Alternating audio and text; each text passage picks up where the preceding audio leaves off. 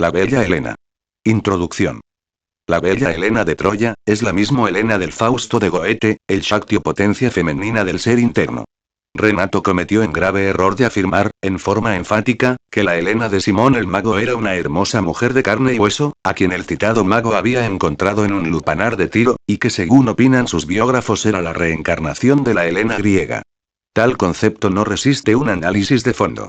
Los colegios iniciáticos auténticos enseñan, con entera claridad, que la bella Helena es el Buddhi, el alma espiritual de la sexta iniciación venusta, el Shakti potencial femenino. Atman, el ser, tiene dos almas. La primera es el alma espiritual, y es femenina, Buddhi. La segunda es humana, y es masculina, Mana superior. El animal intelectual, equivocadamente llamado hombre, solo tiene encarnada, dentro de sí, a la esencia.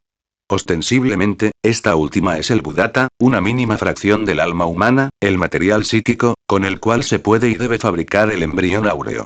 La fuente y base de la alta magia se encuentra en el desposorio perfecto de Buddhimanas, ya en las regiones puramente espirituales o en el mundo terrestre.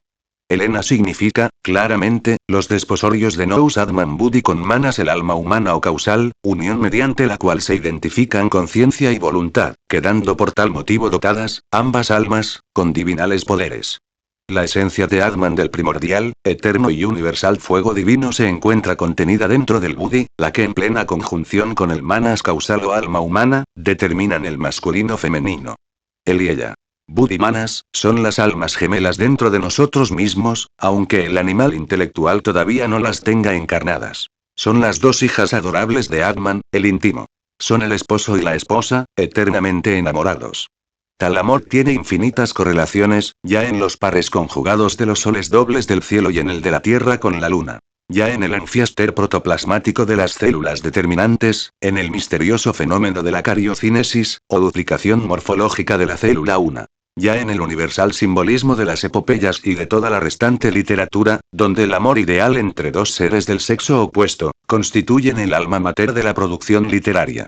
El desposorio Buddhimana solo es posible mediante el coito químico. El goce sexual es un derecho legítimo del hombre. 4 veces chocó violentamente el caballo de Troya contra los muros invictos, dejando escapar de entre su monstruoso vientre metálico rumor de muchas armas. Empero los troyanos continuaron sin detenerse, cegados por un dios que así lo quiso. Entonces profetizó Casandra, vaticinando tremenda ruina, y poseída de espíritu divino se agitaba, convulsa, el cabello en desorden. Mas como Apolo la tenía castigada, es claro que nadie quiso escucharla. Oh, Casandra, la de los presagios maravillosos. Cuán terrible fue tu karma. Fuiste arrastrada por los cabellos en forma cruel, despiadada, inhumana y bárbara, mientras en el palacio del anciano Príamo, los feroces y sanguinarios aqueos derribaban las augustas torres, desmantelaban los venerables muros, profando todo con el bronce homicida. Dentro de la regia casa real, del viejo rey, las suntuosas y espléndidas habitaciones se llenaron de soldados crueles y despiadados. Hecuba y sus 100 nueras, desesperadas corrían como locas por las salas y pasillo, y la sangre del anciano Príamo manchaba con púrpura espantosa el sacro altar de los dioses santos. Escrito está que cuando los dioses quieren perder a los hombres, primero los confunden. Inútiles fueron las maldiciones del venerado monarca. De todas maneras Pirro vuelve su arma cruel contra el respetable anciano y lo degüella junto al altar de Júpiter, padre de los dioses y de los hombres. Horrenda suerte hubiese corrido la bella Helena, si Venus la divina madre Kundalini de Eneas no hubiera detenido el temible brazo de su hijo. Ella se hace visible y tangible, ante el héroe troyano, y llena de dolor le dice: Hijo mío. ¿A que este furor? ¿A que este resentimiento? ¿Tan pronto te has olvidado de ir a socorrer a los tuyos? Por todas partes hay griegos armados y si yo no estuviese aquí para velar por tu familia, hace tiempo que habrías perecido, no creas, desdichado, que la belleza de esa espartana ha sido la única causa de que se hunda una ciudad. Mira. Voy a quitar el velo que cubre tus ojos de mortal, y verás quienes derriban los imperios. Dichas estas palabras, la divina madre Kundalini pasó su adorable mano por los ojos terribles de su hijo, el héroe troyano, y entonces todo se transformó ante su vista de águila rebelde. Los guerreros, las lanzas, las máquinas de asalto, los generales y consejeros, todo desapareció como por encanto, y en su lugar vio algo terriblemente divino. Los dioses sagrados golpeaban tremendamente con sus egidas las invictas murallas de la soberbia Ilión, que caían con gran estruendo, ruido y fragor. Cuéntanles viejas tradiciones que, por la parte del mar, pudo ver el guerrero troyano al dios Neptuno, abriendo con su tridente de acero una enorme y profunda brecha. Todo lo que vio el guerrero, fue espantoso. Júpiter tonante desde el Olimpo lanzaba sus rayos, y Minerva, la diosa de la sabiduría, mataba millares de guerreros troyanos con su implacable cetro. Y la adorable madre Kundalini del troyano Enias, dijo: Ya lo ves. Somos nosotros mismos, todo está perdido. Tal es el celeste decreto. Troya tenía que perecer. Limítate a huir, hijo mío, y se cena ahí tus esfuerzos. Yo no te abandonaré. Te conduciré en seguridad hasta donde esté tu anciano padre, y cuentan las viejas tradiciones que el paladín troyano, obedeciendo inmediatamente a su divina madre Kundalini, abandonó la hecatombe regia y se fue a su morada. Platicaremos un poco sobre la bella Helena. Dice Homero que esta era la esposa de Menelao, y afirma que se fue con París, que ese gran guerrero y príncipe, la trajo a Troya. Sucedió que hubo una gran guerra, que duró 20 años. Mucho es lo que dice la Ilíada sobre aquella guerra, en la que Troya fue asediada por los griegos, los aqueos melenudos, de hermosas grebas y obscuras faces, como dijera Homero, etc. Describe, la Ilíada, a Agamenón, el que desde lejos manda. A Ulises, el astuto guerrero, destructor de ciudadelas. A Héctor, el troyano. El anciano Príamo, a Enias, a Helena, y muchísimos personajes que en el fondo resultan más atlantes que griegos o troyanos. Homero, obviamente, fue un gran iniciado. Afirman que era ciego y que vivía, pues, de la limosna pública, cantando sus versos de pueblo, en toda la tierra helénica. Obviamente la ceguera de Homero es meramente simbólica. Realmente, él no poseía ninguna ceguera, tenía sus ojos muy buenos. Con esto de la ceguera únicamente se quería afirmar que no solamente veía las cosas del mundo físico, sino además las cosas de los mundos internos. Es decir, que era un gran iniciado, un gran clarividente. Bien vale la pena, pues, pensar un poco en esa Ilíada y en esa Odisea. En los tiempos de Homero, ya de Troya no quedaban sino las ruinas. Y este hombre, basado únicamente en las tradiciones y en su potente clarividencia, escribió sus obras maravillosas. En cuanto a la bella Helena, no quiero negar que físicamente haya existido, pero encaja dentro de un drama simbólico extraordinario. Hace algún tiempo, un alemán logró descubrir las ruinas de la vieja Troya. No estaba Troya en Grecia, como antes se suponía. Se la encontró en Turquía. Lo más curioso del asunto fue que se descubrieron 7 Troyas en el subsuelo, lo que indica que 7 veces fue destruida la ciudadela. Tan pronto era arrasada volvía a ser reedificada en el mismo lugar, por eso se pudieron catalogar, claramente, las 7 Troyas. Prueba fundamental de que si existió la bella Helena, está en el tesoro del anciano Príamo. Se dice que entre las riquezas halladas está la corona de la bella Helena, así como su vajilla de oro y de plata y de piedras preciosas. De esta manera que, tiene realidad la bella Helena. El arqueólogo que hizo tan magno descubrimiento, no se sabe a dónde legó tan ricos tesoros. El gobierno turco quiso oponerse a que aquellas riquezas fueran sacadas de Turquía, pero el arqueólogo logró negociar pues con el gobierno aquel. Entiendo que esas riquezas fueron llevadas a algún museo importante, tal vez al de Londres, tal vez al de París, al Louvre, esto último no lo sé exactamente. Lo que sí sé es que fue descubierto, pues, el tesoro del anciano Príamo, y eso de por sí es bastante interesante. Resulta encantador todo ese relato que Enias, el troyano, hace sobre su salida furtiva de aquella ciudadela. Cómo sacó él sus dioses penates, cómo salvó a su padre, ya anciano. Cómo sacó de entre el humo y el fuego de aquella ciudadela que ardía a todos sus familiares. Su viaje luego hacia la antigua Hesperia, no hay duda de que todo eso es encantador. Quien haya leído la Eneida, no puede menos que sentir un gran placer al saborear, dijéramos, aquellos versos. Y Virgilio, que es el autor de la Eneida, se manifiesta allí, pues, como un gran poeta. Un lenguaje muy rico, es el que usa también el poeta Virgilio.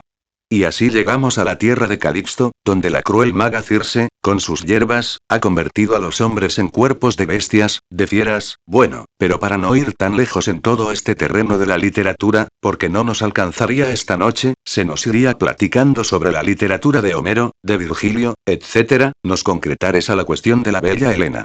Digo que, ciertamente, existió como mujer de carne y hueso, pero que, esotéricamente, es simbólica. Y claro, todo esto merece una explicación.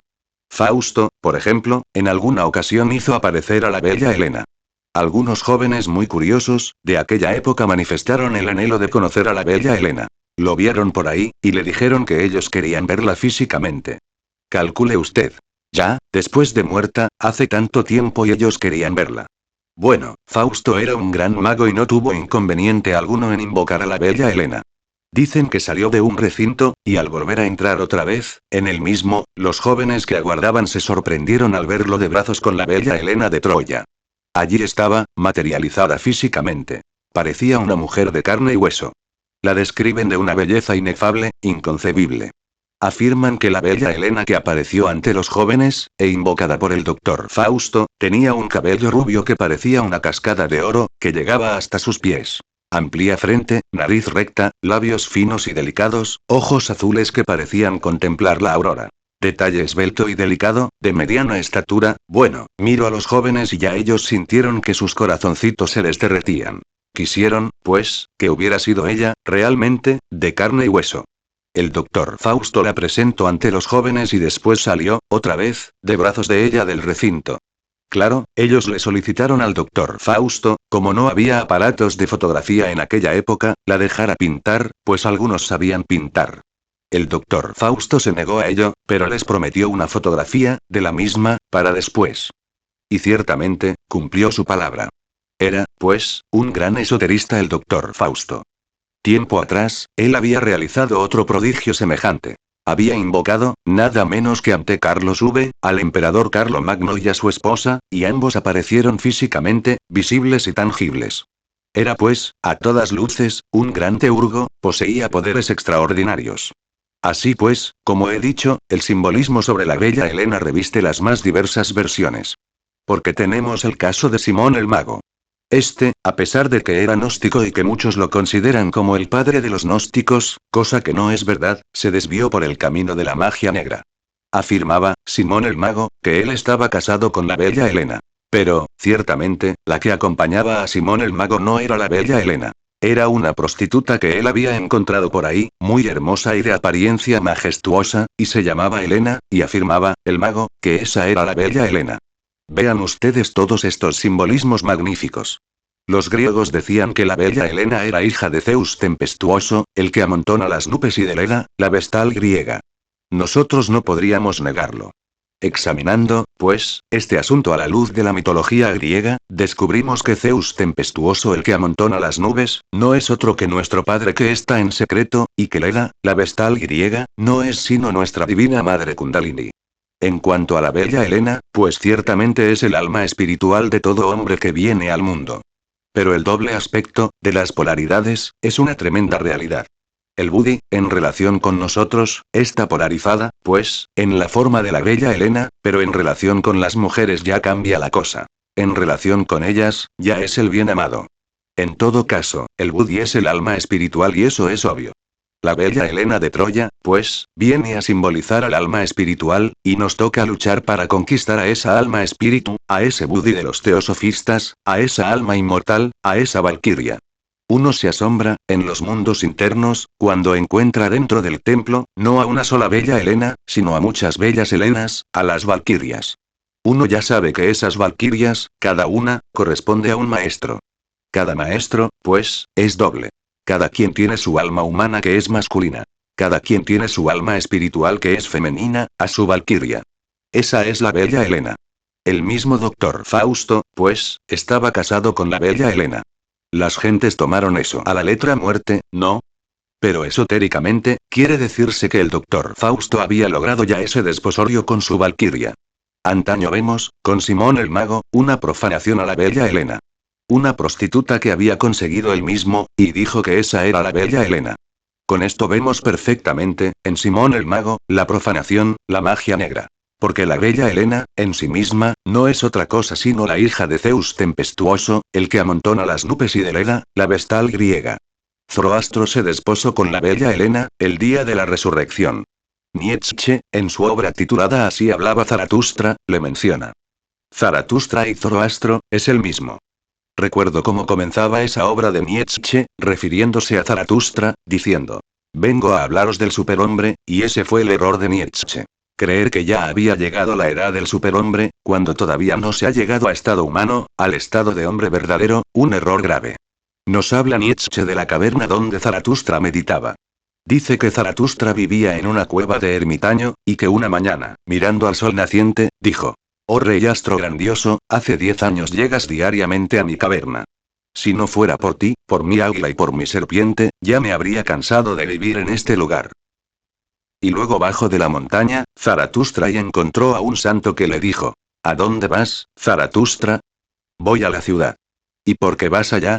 «Por amor a la humanidad». Entonces le responde el santo: ¿no es acaso por amor a la humanidad que yo estoy aquí, en este lugar? Yo entono cantos, los canto y así alabo a Dios, que es mi Dios. Zaratustra dijo: «Me voy, no quiero quitar nada». Y aquel santo envolvió un látigo y se lo regaló a Zaratustra. «Toma», le dijo, «te doy este pequeño consejo. Si vais donde la mujer, no olvidéis el látigo». Muchos lo tomaron así, a la letra muerta, ¿no? Pero la cruda realidad de los hechos, es distinta. Hay que tener un poquito de fuerza de voluntad, cuando se quiere trabajar en la forja de los cíclopes. Pero los que no entienden de esoterismo, lo interpretan a la letra muerta. Bueno, lo cierto fue que llegó a la ciudad Zaratustra, y dijo: «Vengo a hablaros del superhombre, el hombre no es más que un puente en el camino, un peligroso mirar atrás. Todo le es peligroso, ha llegado la hora del superhombre». He ahí, pues, la gran equivocación de Nietzsche. Hablándonos del superhombre, cuando ni siquiera hay hombres sobre la faz de la Tierra. Porque lo que hay son humanoides, es decir, mamífero intelectual, pero no hombres, en el sentido completo de la palabra. Bueno, en todo caso, Zaratustra cumplió una bellísima misión en la antigua Persia. Cuando resucitó, se fusionó o integró completamente con su valquiria, con su alma-espíritu. ¿Por qué? Porque ese Budi, o alma-espíritu, como dice la Blavatsky en La voz del silencio, es un vaso de alabastro, fino y transparente, a través del cual arde la llama de Prajna. Ese Budi es, pues, la valquiria, y obviamente, el logo y interior se reviste con el Budi, está contenido en el Budi, el alma-espíritu.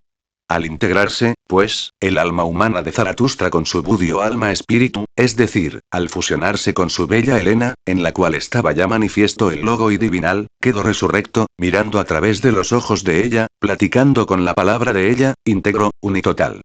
¿Qué se hizo Zaratustra? Eso nadie lo sabe, desapareció de aquella caverna, es un maestro inmortal.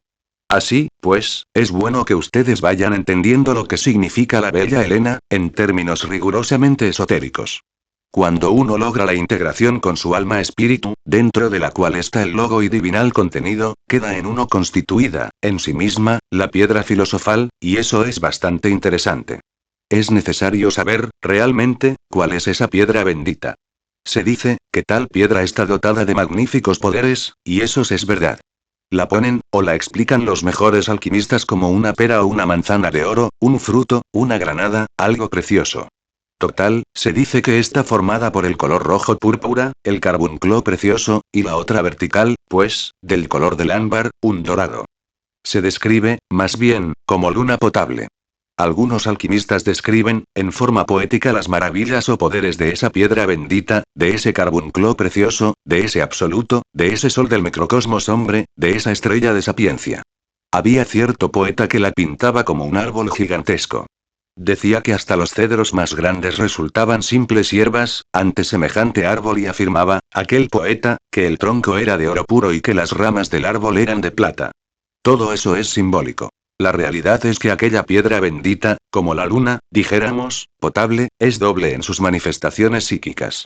Porque si bien es cierto que, en lo relacionado con la medicina universal, resulta siendo el elixir extraordinario, el elixir magnífico de la luna potable, no es menos cierto que la transmutación misma de los metales viles en oro puro, está muy bien relacionada con los poderes del carbunclo o gema roja.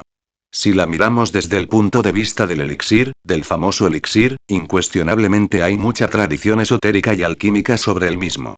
Afirman, los mejores sabios, que tal elixir tiene poderes extraordinarios, que tal elixir puede sanar a los leprosos, curar a los ciegos, a los mudos, que tal elixir puede curar a los paralíticos, etc. Viejas leyendas afirman que si se mezclan 3 gotas de ese elixir con un poco de alcohol, puede devolver la belleza a una mujer anciana, rejuvenecerla, que primero ella tendrá que bañarse con hierbas aromáticas, y que luego, pues, tratará su cuerpo con esas 3 gotas del famoso elixir, entre alcohol. Que no habrá de secarse sino que, ante una llama, tendrá que ir secando su cuerpo. Es mucho lo que se afirma sobre esa medicina universal que cura todas las enfermedades. Y si se mezcla con el agua de lluvia de los cielos, los árboles, las plantas, se reproducen, y hasta las plantas que están hechas a otros climas cobran vida. En cuanto a la gema, en sí misma, es decir, en cuanto al carbunclo rojo, se afirma que con este se puede realizar, dijéramos, la transmutación de los metales viles en oro puro. En todo caso, no debemos olvidar jamás que la piedra filosofal, en sí misma, viene a quedar completa con el matrimonio aquel que habrá de realizarse con el alma espiritual, que en los textos antiguos se denomina la bella Helena.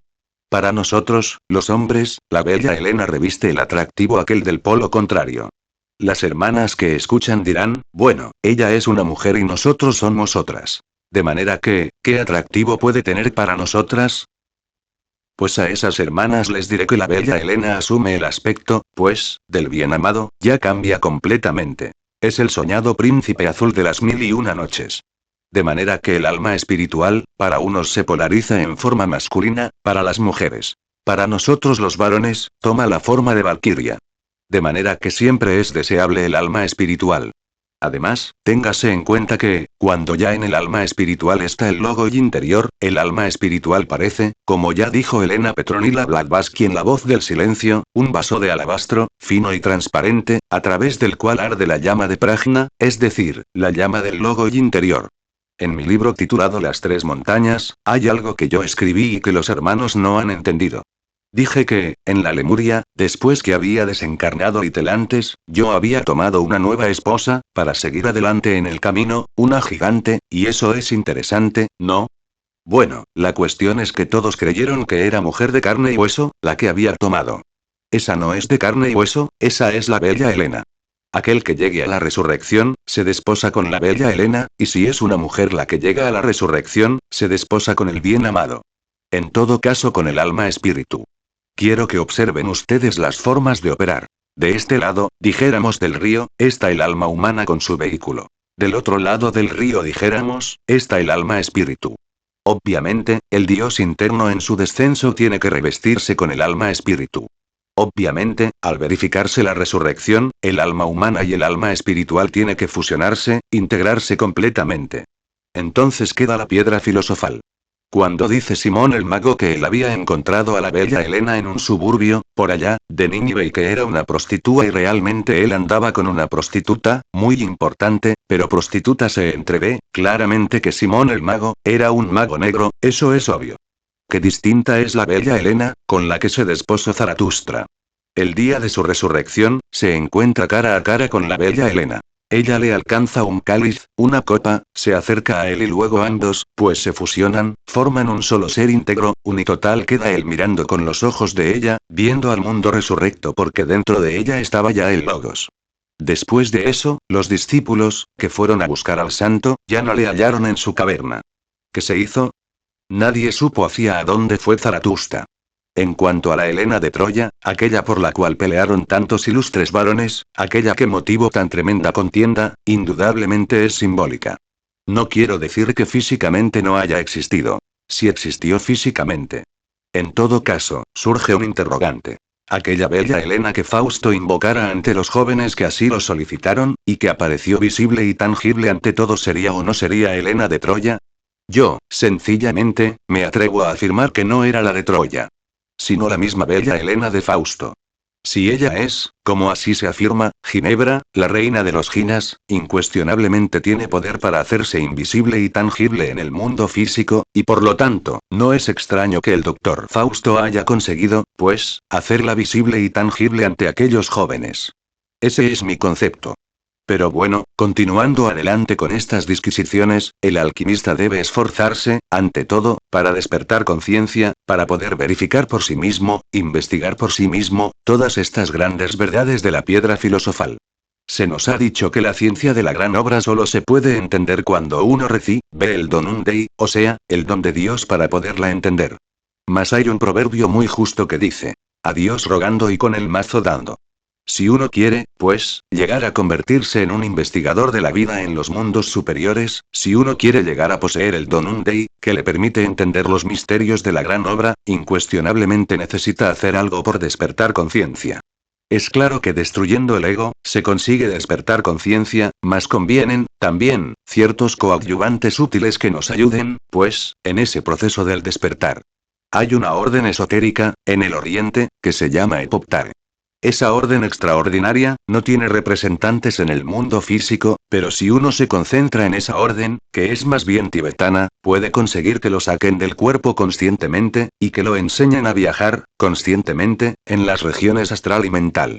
Los instructores, de tal orden, no escatiman esfuerzos en ese sentido. Su poder consciente se transfiere a aquellas mentes que piensan en ellos, en los Epoptare. Ellos pueden venir para iniciarlo a uno, aquí, y sacarlo del cuerpo y enseñarlo a viajar, conscientemente, en esas regiones.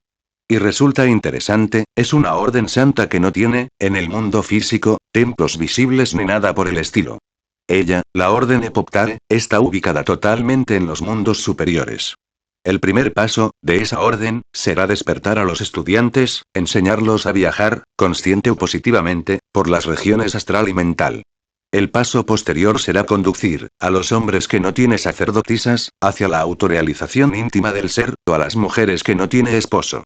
Ya les he hablado a ustedes que, por ejemplo, en esa orden hay elementos, algunos maestros, que viene a personificar, completamente, a Shiva, el tercer logos, y hay también otros que están polarizados en forma femenina y que representan totalmente a Shakti, o a la Isis, o al principio femenino eterno, para ser más claros.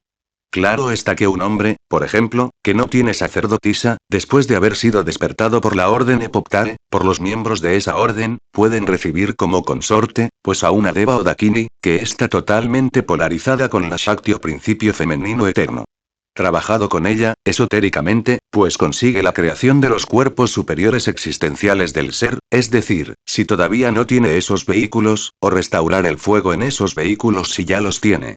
Y a su vez, una mujer que no tenga el consorte, puede recibir un Deva para el trabajo esotérico. Así, pues, la orden esa Epoptare no tiene representaciones en el mundo físico, sino que es completamente suprasensible, y bien vale la pena ponerse en contacto con los miembros de esa orden, para que lo entrenen en el manejo de los poderes astral y mental. Pero conviene, siempre, acostarse con la cabeza hacia el norte. Si ustedes observan cuidadosamente la aguja de una brújula, verán que siempre se orienta hacia el norte. Hay una corriente que fluye de sur a norte. Si uno aprovecha esa corriente magnética, acostándose con la cabeza hacia el norte, será maravilloso. Y si además se concentra uno en los Epoptare, podrá ser asistido y entonces acelerará su despertar. A lo que uno avanza por estos estudios, relacionados con la gran obra, comprende la necesidad del donum Dei, de estar consciente en los mundos superiores, para saber por dónde va. Es lamentable tener que andar uno por un camino que no conoce, a ciegas. Pero si uno logra despertar en esas regiones, todo cambiará. El donum Dei se recibe, pero es bueno también esforzarnos para poder recibirlo. Se habla mucho, en los textos tibetanos, sobre el Fowa propiamente se dice Fowa de la transferencia de la conciencia.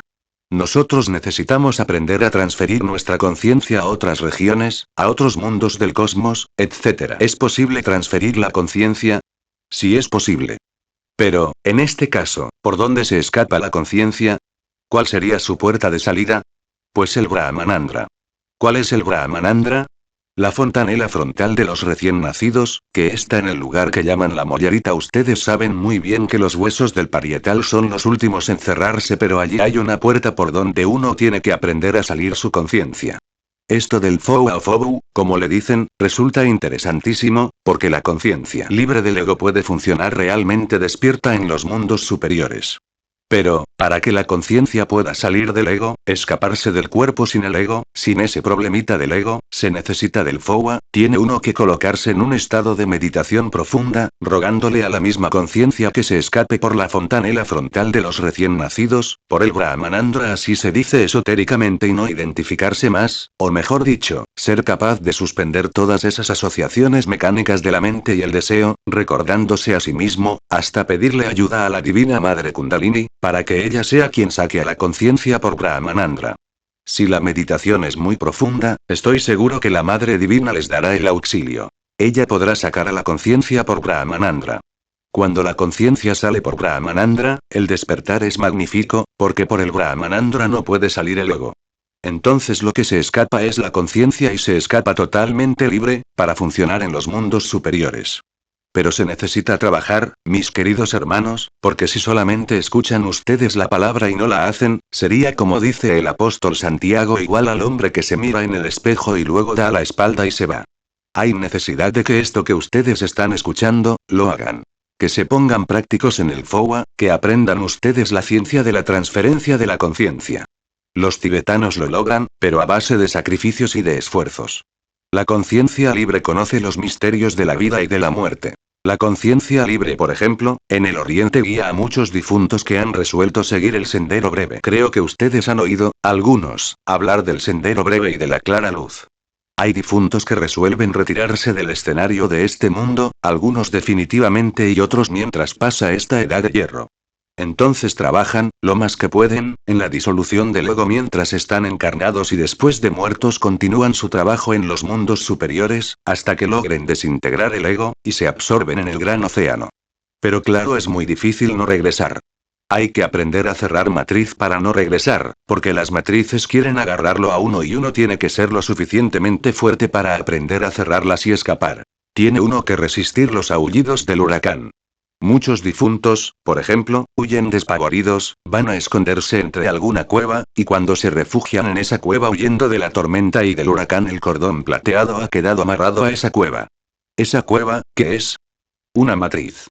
Otros se devuelven, horrorizados enormemente, ante los aullidos del huracán. Otros ante las espantosas visiones demoníacas, otros ante las pruebas del Padre Madre.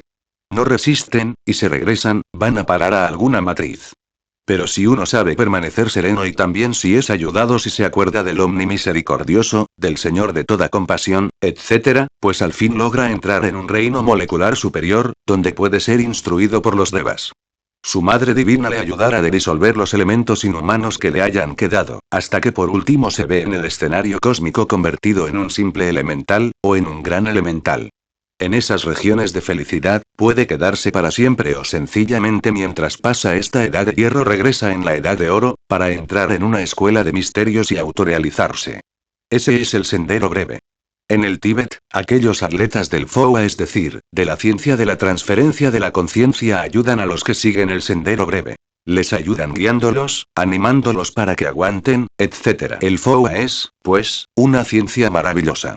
No hay duda de que el FOA, en última síntesis, nos confiere entre otras cosas ese Donum Dei, nos permite conocer la ciencia de la gran obra.